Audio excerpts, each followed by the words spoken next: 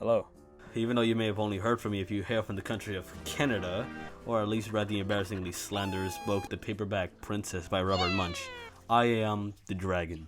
Specifically the dragon from that story who is supposed to be the antagonist.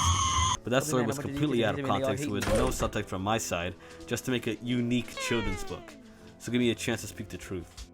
So I'm part of a dragon family, duh, but we're the royal family. Yes, I know we have our own royalty, whatever. And I'm the little prince of the whole bunch. And a few months ago, my parents were having this discussion with another family, the human royal family, I suppose, because they were trying to rehabilitate their prince son, Ronald. Because you see, Ronald, he's trash. He's narcissistic, annoying, egocentric, and he thinks he's got the drip with his elf shoes. Look at those. What are those? So his parents were like, help us. We got this trash-spoiled kid and we need him to get scared straight to get him behaved. And I heard my parents talking with them, so I went out like, I'll do it. Nah, son, you ain't ready for this type of work. What do you mean? You're not mature enough. You end up messing it up and look silly. My dad was really gonna call me immature in front of guests. It made me feel even weaker than I already was. So I just said, what? Now you look at me and you tell me I look silly. Huh?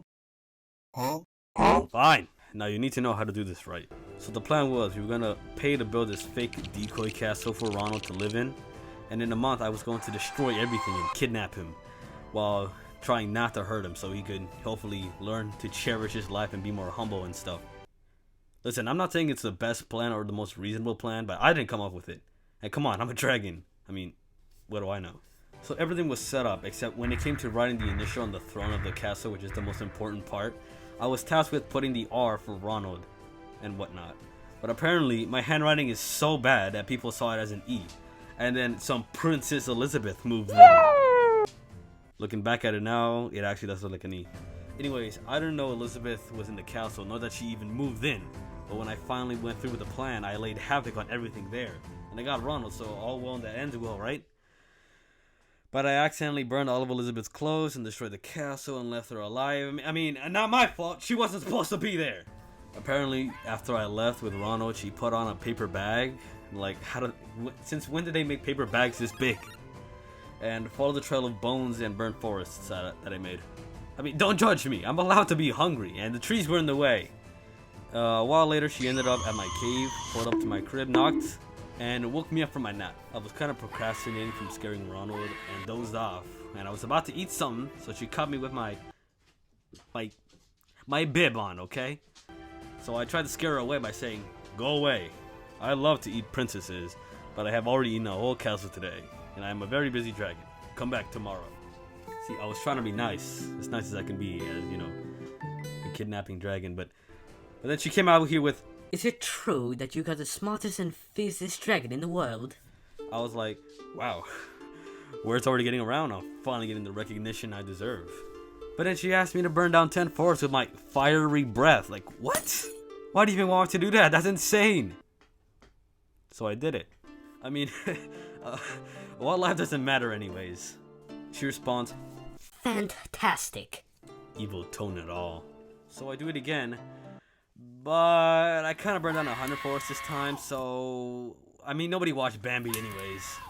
So I tried to do it again afterwards, but I kind of had nothing left in me because I kind of burned down like 100 forests, and I was kind of feeling regretful. So I was done pretty much flexing for there. Until this little girl said again, dragon, is it true you can fly around the world in just 10 seconds? First off, I have a name. Secondly, you're asking for way too much for me right now. Just go away. But I said, why yes, and I did it easily. But that tired me out. Then she says, fantastic. Do it again. What? Who are you? Why are you in my house asking me to do these party tricks? Leave my cave. The door is right there. I didn't say that out loud, so I did it again. But my time was off because I was kind of tired at this point. So I did it in 20 seconds instead. At this point though, the girl finessed me and I blacked out from exhaustion. Look at her smug face. From what I was told, Elizabeth then broke into my cave and let Ronald out, all so she can marry him. As expected though, Ronald likely responded, Elizabeth, you're a mess. You smell like ashes. Your hair is all tangled, and you're wearing a dirty old paper bag. Come back when you're just like a real princess. So after that roast, she came back with, Ronald, you're a bum. really? And then she runs off into the sunset like everything's okay. Okay, thanks, Elizabeth. It's not like the whole kingdom is at my neck because I burned down 100 forests purposefully because of you. It's not like my parents pretty much hate me now.